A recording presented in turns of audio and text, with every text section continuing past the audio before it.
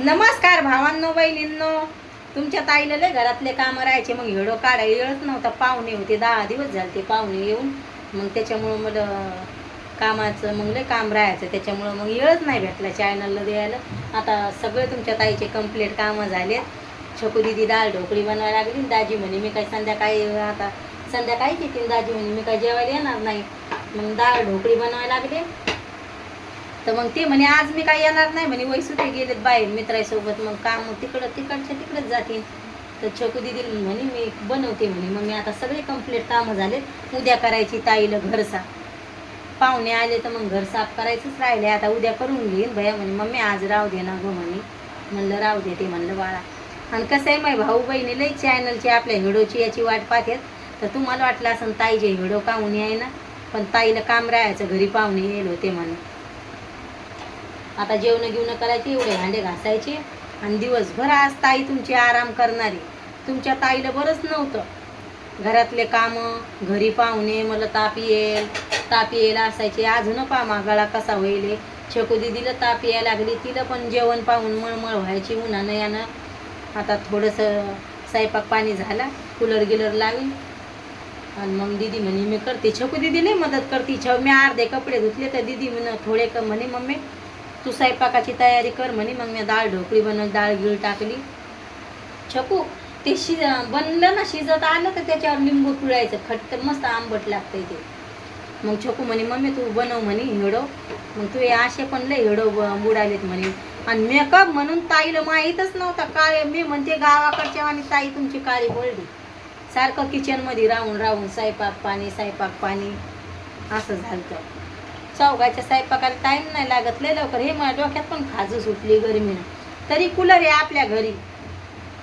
मग 2 वाजता दाजी यायची, मग त्याला जेवण द्या, हे द्या ते द्या. मग आता चला आता मी पंख्याची हवा घेते थोडी. आज ताईनं लय मोठे कपडे धुतले. आता पलंग हे बराबर केलाय. हारसू भया जाईल. आता मला इथं लय घामोळे आलं. इथं बोलायला लागलं, दुखायला लागले गरमीनं. आणि कूलर थंडी हवा फेकते, पण मग लय मोठे जण असले ना तर घरात गरमी तयार होते. असं होतं. आता निवांत झाली ताई. आता छकू दिदी जेवण बनवायला लागली. मस्त जेवण करायचे आणि कूलर लावायचं आणि मस्त आज आम्ही दिवसभर आराम करणार आहे. लगे आता ती माहिती असं करायचं आहे ना ग दीदी. दीदी म्हणे मम्मी तू व्हिडिओ काढ, असं कर तसं कर. तू शॉर्ट व्हिडिओ तर लगे बऱ्याच दिवसापासून मी टाकलीच नाही. आता तुमची ताई एक नवीन सुरुवात करणार आहे. आता दर दिवस जसे व्हिडिओ असले आपले जेवणाचे असो कसे असो टाकूनच देणार आहे. आता हे पहा ना तुमच्या ताईचं उन्हानं यानं किती तोंड सुकले. घरात राहून भावांनो बहिणींनो सिटीत राहून माणूस लय नाजूक होतंय का लय लगे. गावाकडचं खुल्लं वातावरण हे ते, आणि सिटीनं मग लय आयदी माणूस होऊन जाते. सिटीनं नाजूक होते नाजूक. काल भाजीपाला आणायला गेले उन्हात आणत, वांगे आणायचे होते. मग ते तुम्हाला बनवताना काहीच नाही माझी रेसिपी, म्हणजे पाहुणे वाटं लावायचे होते. आमरस बनवला, वांगे बटाट्याची भाजी, पापडं हे ते तळलं. मग स्वयंपाकाला 7 माणसाच्या किती टाईम लागतोय. मग तरी छकू दिदीनं पुऱ्या हे लाटून दिलं, सगळं तयारी केली.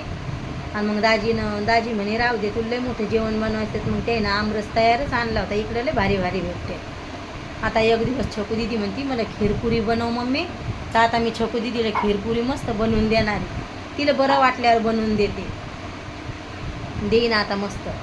हारसूबाया काय तेलकट वस्तू खात नाही, पण बाहेर वाटलं मम्मी आता लय मला पोळ्या करून देईन, पुऱ्या हेन पाहुणे रावणे. तर राहू दे म्हणे मम्मी मी खातो. मग सगळ्यांना खाल्ल्या. मग आता दाजी गेलेत कामावर.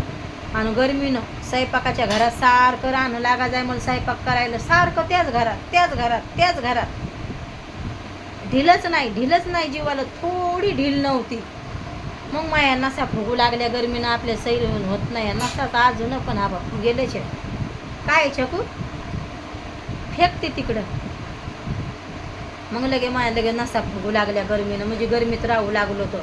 सारखं डोकं दुखायचं सारखं छकूबाई तसं नाही करू दे. अन्न आहे दर्शन घे, कचऱ्याच्या डब्यात टाकून दे.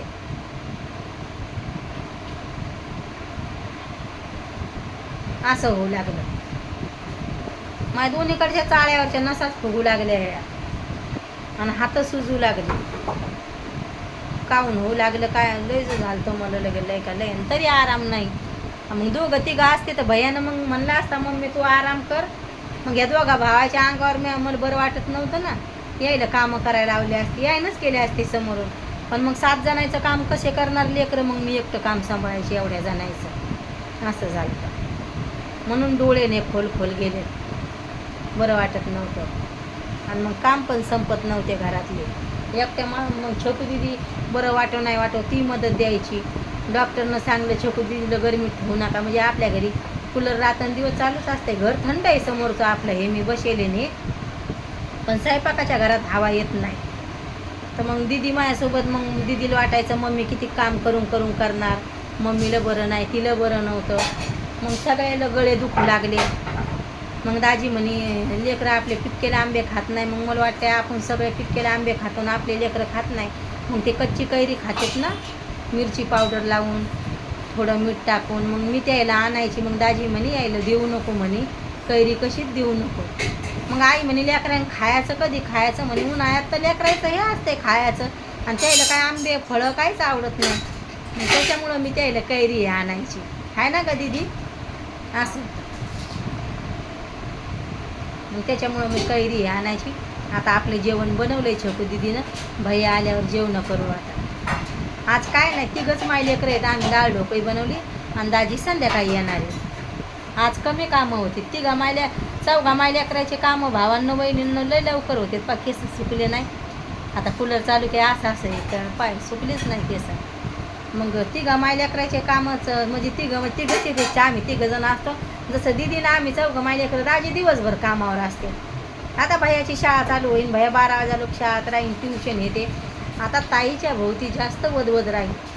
म्हणजे 12 वाजाच्या आत स्वयंपाकाची तयारी, सगळं स्वयंपाक पाणी करून मोकळं झाले आमचे चौघा माय लेकराचे कामं. चौघायचा आणि 7 जणांचा लय फरक पडतोय कामाचा. झाले कामं आमचे. आम्ही दिवाळीला गेलो म्हणजे आई स्वयंपाक करत असली तर आम्ही कपडे गिपडे धुवायचे, भांडे गिंडे सगळ्यांना चौघांनी केलं म्हणजे समोरच्याला शीन येत नाही असं होते. आता झाली ताई फिरी. आता 2-3 भांडे घासायचे आणि भैयाची वाट पाहायची आणि जेवण करायचं. 12चा टाईम आहे आमचा. आम्हाला लई कमजोरी आली ती, म्हणजे लई उशीर व्हायचा जेवायला यायला. मग दाजी म्हणे टायमावर जेवण घेऊन करा जा.